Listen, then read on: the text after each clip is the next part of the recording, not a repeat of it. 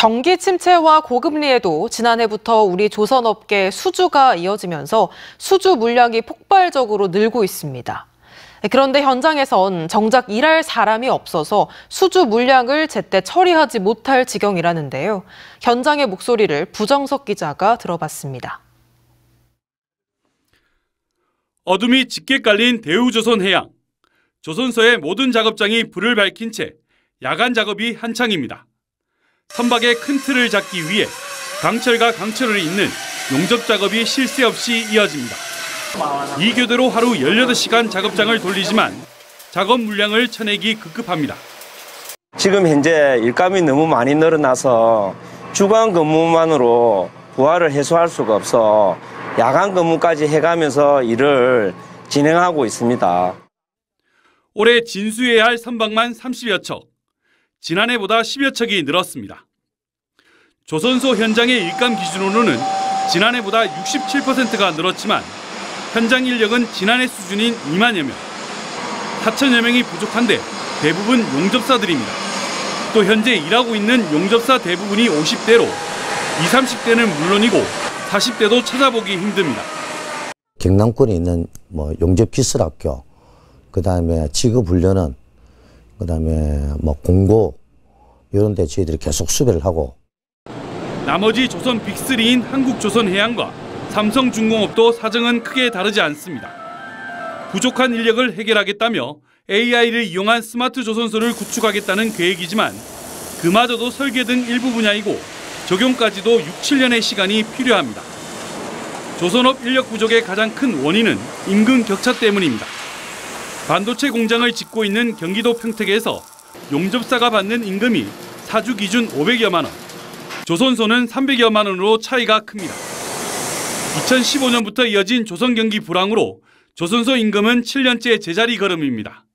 사내외 협력업체 등 복잡한 구조의 조선업의 경우 단계가 내려갈수록 격차는 더 커질 수밖에 없습니다. 조선업 초호황에도 불구하고 이러한 구조와 낮은 임금 때문에 문을 닫는 사내 협력업체가 나올 정도입니다. 2015년도 이후로부터 50%대에서 60% 정도의 작업을 했는데 그만큼밖에 임금을 안 주다 보니 견디다 못해서 많은 사람이 도산돼 나갔고. 대학도 어렵긴 마찬가지입니다. 지난 2008년 문을 연 경남대 조선해양시스템학과. 취업률 70%를 웃돌고 있지만 조선업 보릿고개 시절인 지난 2021년 신입생 정원 40명 중 단 5명만이 지원했고 작년과 올해는 신입생을 모집하지 않았습니다. 사실상 폐가 수순을 밟고 있습니다. 국립대인 경상국립대와 창원대의 조선 관련 학과도 정원을 겨우 채우는 실정. 대학에서 그 전공이 사라지면 결국은 그 산업도 없어진다라고 봐야 될 것 같습니다. 조선업 인력 부족은 천연가스 운반 선박의 수주가 늘기 시작한 2년 전부터 예상됐지만 정부는 임금 격차를 해소하기 위한 대책을 마련하지 못한 채 저임금 외국인 노동자를 현장에 투입한다는 임시방편 대책만 내놓은 상태입니다. MBC 뉴스 부정석입니다. 정부가 조선업 인력난을 해결할 대책으로 외국인 노동자 채용 제한을 풀어 4,400명 이상을 공급하는 방안을 내놨습니다. 그런데 이 제도가 시행된 지 한 달이 지났지만 정작 현장에 투입된 외국인 노동자는 전혀 없는 데다 근본적인 인력난 해소에도 도움이 안 된다는 지적마저 일고 있습니다. 왜 그런지 유희정 기자가 짚어봤습니다. 현대중공업과 현대미포조선 등의 지주사인 한국조선해양. 올해가 절반도 지나지 않았는데 벌써 한 해 수주 목표를 65% 가까이 채웠습니다. 문제는 이 많은 물량을 만들어낼 노동자가 없다는 겁니다. 구인난은 협력업체에서 특히 심각한데 현대중공업 협력사들의 경우 올해 부족한 인력만 3,200명에 달합니다. 업계의 호소에 정부는 외국인 노동자 공급으로 답을 찾으려 했습니다. 용접공과 도장공에 대해 외국인 고용 총량을 제한하던 쿼터제를 폐지하고 최대 4,400여 명까지 채용할 수 있도록 한 겁니다. 하지만 제도가 시행된 지 한 달이 지나도록 현장에 추가로 투입된 인력은 없습니다.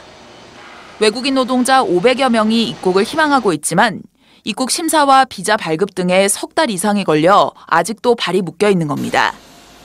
게다가 이들이 실제로 한국에 오더라도 곧바로 현장 업무에 투입될 수 있을지는 미지수입니다.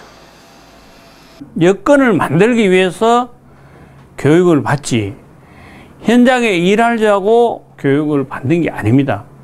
그리고 현장에 맞춰서 그런 사람 데리고 와야지. 업계가 원하는 인력은 한국 조선업체에서 일하다 자기 나라로 돌아간 숙련 노동자들인데 이들은 이미 고국에서 자리를 잡아 조선업에 다시 취업할 거라 기대하기 어렵습니다. 결국 단기간 일하고 떠날 저숙련 외국인들에게 일을 맡길 수밖에 없는 실정입니다. 품질이 나빠지고 결국에는 그 오너들이 원치 않는 그런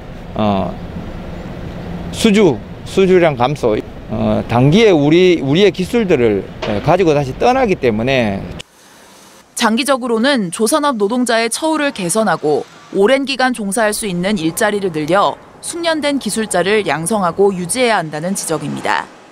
MBC 뉴스 유희정입니다.